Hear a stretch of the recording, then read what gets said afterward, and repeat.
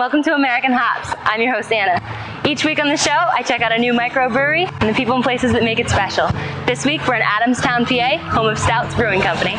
At Stout's, they don't just celebrate their own beer. Today, they're holding their Microfest, a sampling of beers from over a dozen East Coast breweries. Another well-known part of the Microfest is the best of the worst German-style buffet. Diners can nosh on traditional German cuisine like sausages, red cabbage, and 6 different kinds of Eddie's homemade bread. I'm here now with Ed and Carol Stoudt, founders of Stout's Brewing Company. Tell me a little bit about how the Microfest got its start. Well, we started with the brewery 20 years ago. We just had our 20th anniversary, and soon after we got started, we really realized most people didn't know what a craft beer was or a microbrewery, and we started mainly to try to introduce people to what we're doing. And small breweries like ourselves don't have the marketing budgets to advertise on TV, and this was a good venue for us since we have already had the beer garden for small breweries and brew pubs like ourselves to come and showcase their beers. And everyone, since Adamstown is in the middle of nowhere, people had to come here for a reason. So we really had an audience that was really into good beer. We've been in Germany, my God, I think we've been in Europe 30 times in the last 45 years, and we love the beers over there, but we don't think too much of the beers. By the time they get here, they're not so good. You know, they get older and beer doesn't travel that well. So we really wanted to make, our original goal was to make a real German style beer right here in Pennsylvania. Started as a tiny brewery, Stout's now produces over 10,000 barrels a year with shipments to 10 states. A lot of beers in America, you know, they started making beers lighter and less bitter. That's what most people want, but not everybody. Light, less bitter beers are basically made by using a lot of adjunct or sugar. It's like making cheap wine. If you want to make cheap wine, you dump sugar in it. The same thing with beer. You put corn or rice or whatever it is, and you make it lighter and less bitter. And well, we're the opposite. We think we like to have beer that tastes like a European beer, that's full-bodied. And you know, before Prohibition, probably all beer was that way. But after Prohibition, it became this light, less bitter beer, and just give more diversity. Pennsylvania always had a real rich heritage of German-style lagers because a lot of German, settlers settled here. So that's why we also wanted to make the beer that they would have had back home. And the idea is for, like, when you travel around this country and the United States, you want to drink, you want to enjoy the flavors that are produced locally and fresh. I never liked beer before I met my husband, and he kind of threw me into appreciating good beer when we went to Germany, and he couldn't start the brewery himself in the beginning, so again, it was illegal, so I kind of did it myself. And I was the first female that actually owned and operated a brewery, and I became very excited and passionate about it. And I think one thing, probably why I get the Queen of Hops, is because I'm really an advocate for promoting the local, regional American craft breweries. So I've got Brett Kinzer, vintage brewer for Stout Brewing Company. Brett, this is quite an operation you've got going here. Exactly how much beer do you put out a year? Essentially, we have grown quite a bit over the last several years. Last year we produced right around 10,000 barrels. We are looking at probably in the 11,500 to 12,000 barrel range this year. We have a capacity of about 16,000 barrels per year. Brett's been with Stout since 1995. For him, it's the philosophy that makes Stout special. I love the fact that it's a family-owned business. It's still small. I'm not all about the corporate thing. It's a nice, small, family-owned business. Ed and Carol are great people to work for. Obviously, I wouldn't have been here 12 years if they weren't. But essentially, it gives me a little bit of creative play, and they trust my instincts, my judgments on a lot of the brewing things, so it's been very nice for me. So where are we right now? What do you do in this room? Essentially, it's a fermentation room. We have added 2 120 barrel fermenters, 120 barrel bright tank, and a brand new hot liquor tank to provide us with as much hot water as we need for the growing company. Now we're using both domestic varieties as well as imported varieties of hops, depending on the beer. I would say all said and done, we use about 10 to 12 different varieties of hops for all of our styles of beer. Now, if there are only 4 basic ingredients in all beers, how do you give each beer its individual flavor, like citrus or chocolate? while there are only 4 main ingredients, the malted barley, hops, water, and yeast, there are many different varieties of malted barleys. There's some barleys that are, more highly roasted, which give you a darker characteristic or a coffee flavor. Some that are considered chocolate malts, and they have kind of a combination of a caramel sweetness and a roastiness. A lot of different varieties of malt. And different processes in the malting itself that gives different beers its different characteristics. If you think wine is the best drink to pair with food, think again. Essentially, beer with the different varieties of beer, different styles of beer, different characteristics, whether it be maltiness, hoppiness, sweetness, is actually a better pairing. You can pair beer better with food than you can most wines. Okay, so you've seen Charlie and the Chocolate Factory, right? Yes. Have you ever wanted to pull an Augustus Gloop and just immerse yourself in the beer vat? It's crossed my mind several times, absolutely. So with all that beer around, what's Ed and Carol's favorite?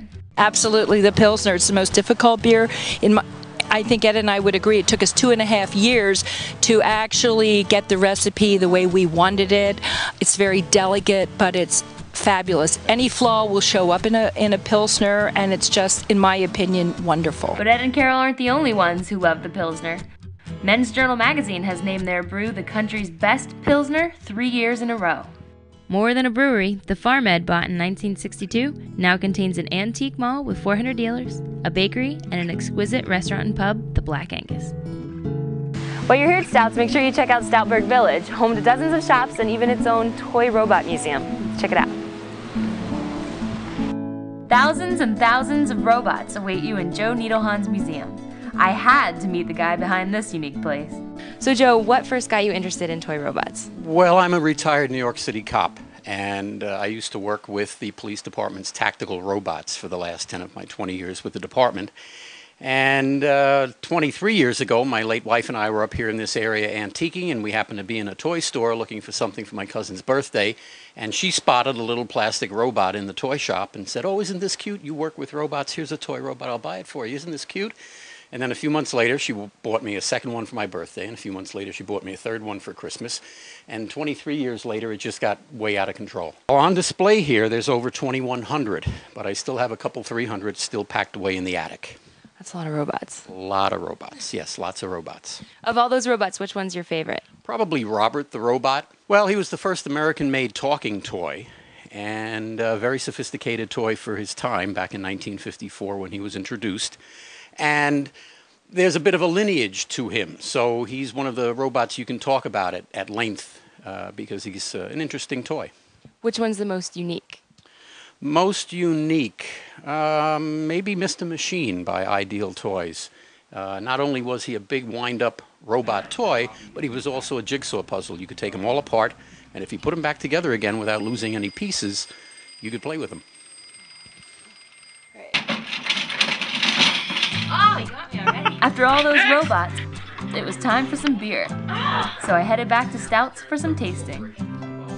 We're here now with Brett Kinzer and John Matson, some of Stouts brewers, and we're going to taste a couple of some of Stouts' great beers. Brett, can you tell me about the first one?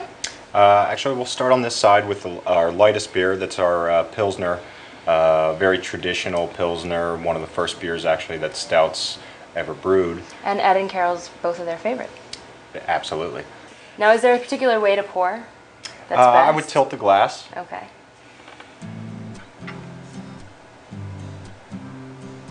So you'll notice with this beer, it's very light in color. As I said, it's not necessarily light in flavor. It's very, very heavily hopped, which is a traditional for a German Pilsner. A lot of hop aroma as well. The second beer that we'll taste today is a new beer here at Stouts. Ed wanted to come up with a special beer for the 20th anniversary. And originally he wanted the beer to be his version of an American-style double bock. A German double bock is traditionally a very rich, dark, malty beer, beer that's very sweet and very rich, very chewy, big beer, something that you would definitely not drink aggressively. Lighten it up a little bit, bump the hops up, and make it not so sweet and cloying. So that's what we did. We came up with this beer, and we called it the Smooth Hopperator. This one, when we heard the name, we really enjoyed it. We did use some German specialty malts in this beer, and we used all domestic hops. Pretty much 2 varieties, one for bittering and one single hop for aroma, and then the dry hop as well. So that's what you smell when you stick your nose up to the beer for the most part.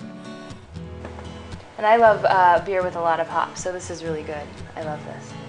It reminds me more of, I think, like an IPA or something that's brewed with a lager strain, because we did brew it with a lager yeast and fermented it colder for basically twice the amount of time it takes to ferment an ale. And then it was aged about 4 times as long as what an ale would be aged for. It basically makes the beer really much smoother to drink, and then it still has that hop bite in the back like an ale would have. Well, that's a smooth operator. I would say this pairs well with something spicy.